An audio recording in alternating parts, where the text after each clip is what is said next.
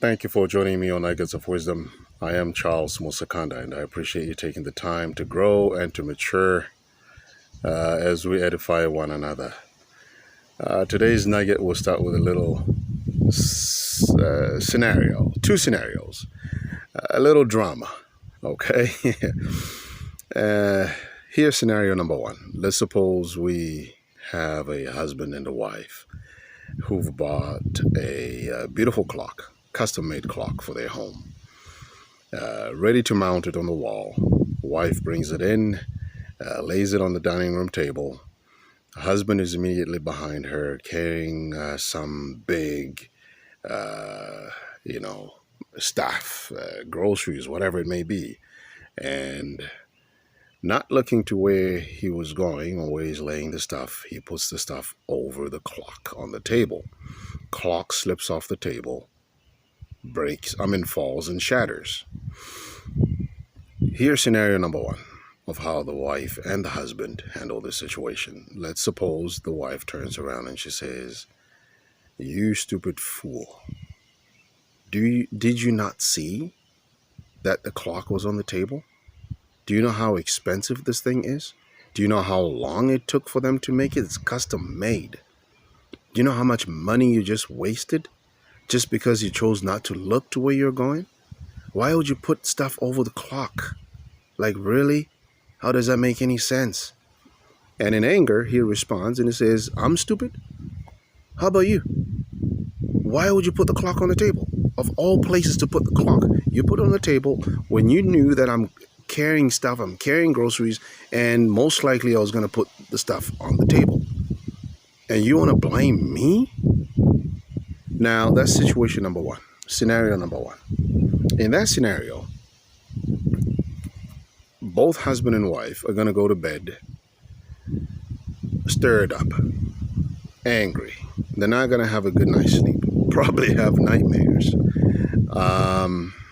Their hearts are going to be unsettled, their minds restless, their bodies just all twisted up. More so because of how they handled the situation than the situation itself taking place. Scenario number two, same thing happened, and this time the wife turns around and she says, "Honey, I'm really sorry.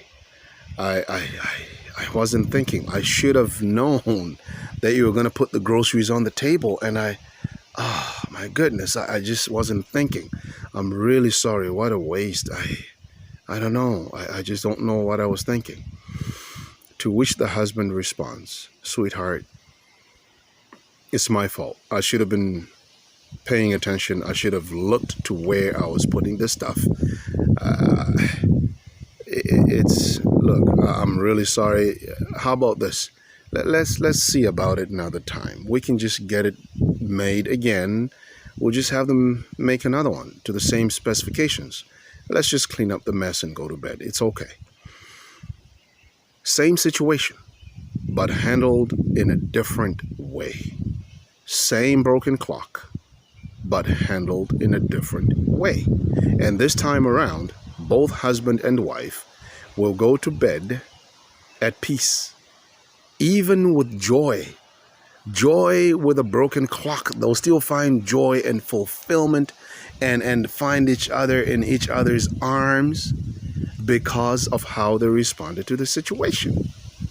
They've taught us that communication is key in any relationship, be it just a regular friendship or a husband-wife relationship, fiance, boyfriend, girlfriend, you name it. Yes, communication is key, but how you communicate is the greater key. Know when to respond, how to respond, and what words to respond with. That's key. Those are the real keys, the true elements to communication. Many are friendships, many are relationships that have ended without a gun or a knife, just by words.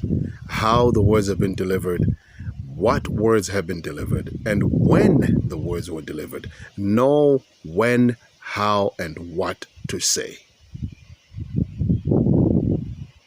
Colossians 4 verse 6, it teaches us, Apostle Paul, He wrote and he says, "Let your words be filled with grace, seasoned with salt, so that you may know how to respond to everybody."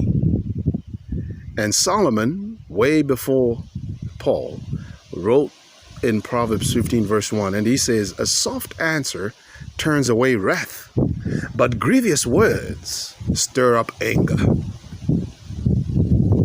Read them. Proverbs 15 verse 1 and Colossians chapter 4 verse 6.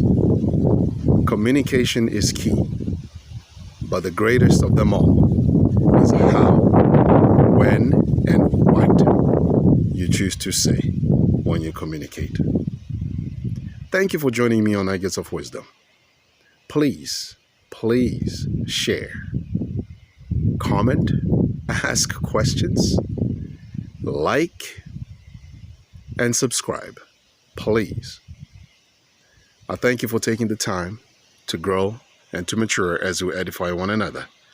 And I look forward to seeing you again. I am Charles Musakanda. So long for now, and see you again soon.